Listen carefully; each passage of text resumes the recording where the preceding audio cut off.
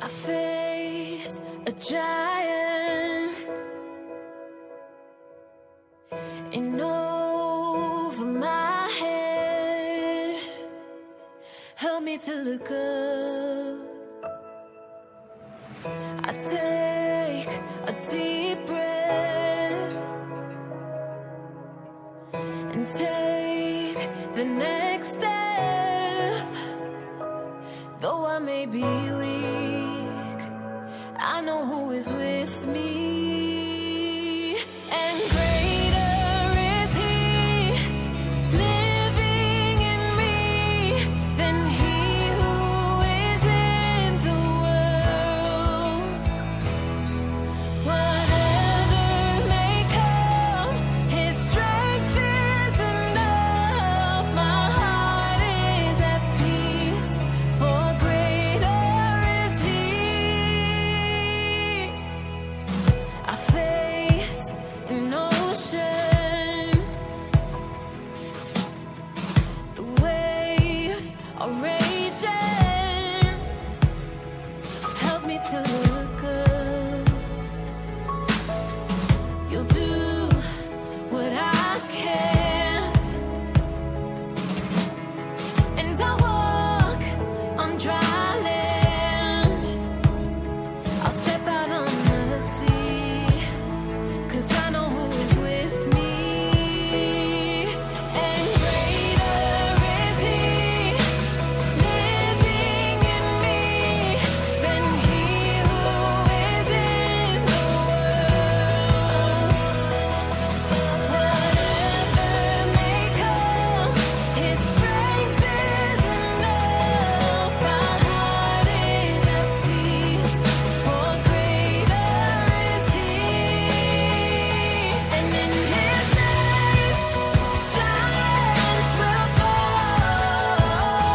and in His name, oceans will part, and in His name, there's nothing we won't overcome. This is our God. This is our God.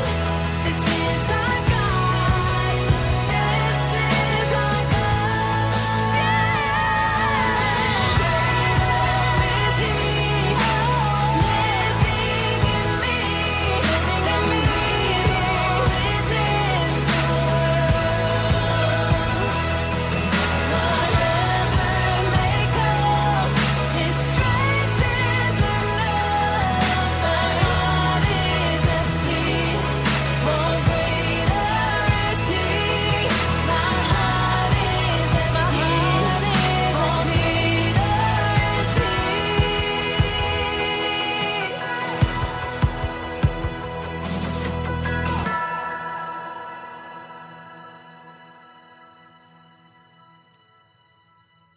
So let's start by talking about the victims. What does Jesus have to say to those who are bullied?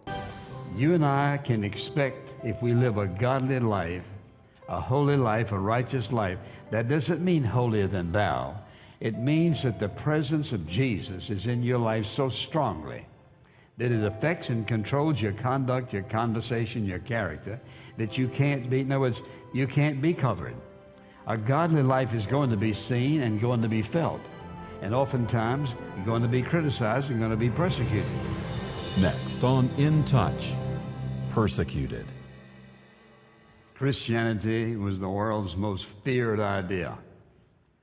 Couldn't be broken, unstoppable, could not be destroyed, and could not be silenced. And while many people faced it, they couldn't destroy it.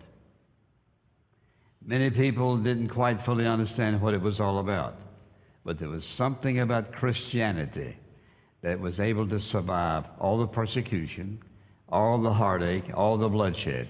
When Rome thought that Jesus was dead on the cross, what they didn't realize was it all was just beginning. Because you see, Christianity cannot be broken, cannot be stopped under any condition, cannot be destroyed, and can never be silenced. The world doesn't quite understand that yet, but one of these days they will. Attacked with everything imaginable, the Christian faith is still growing. And this old saying used to go, and still does, that is, the blood of the martyrs is the seed of the church. You kill one Christian, and we multiply. That's the awesome power of the gospel of Jesus Christ. Don't ever underestimate what is in this book, what is in your heart, and what God intends to be in the world. Somewhere around 100,000 Christians are killed every year.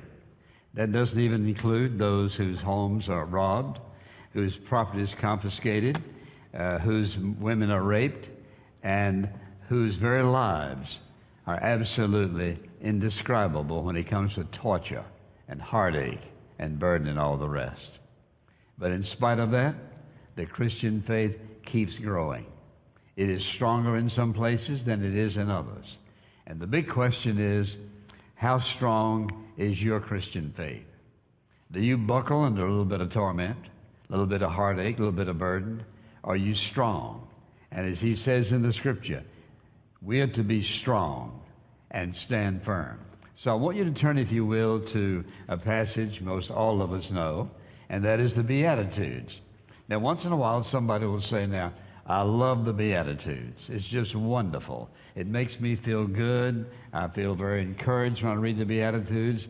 And sometimes I think, well, you didn't read them all. Because down through the 8th verse, it said, blessed are the pure in heart, for they shall see God. Then he says in verse 9, blessed are the peacemakers, for they shall be called the sons of God. Now, all that sounds really good. What about this? Blessed are those who have been persecuted for the sake of righteousness, for theirs is the kingdom of heaven.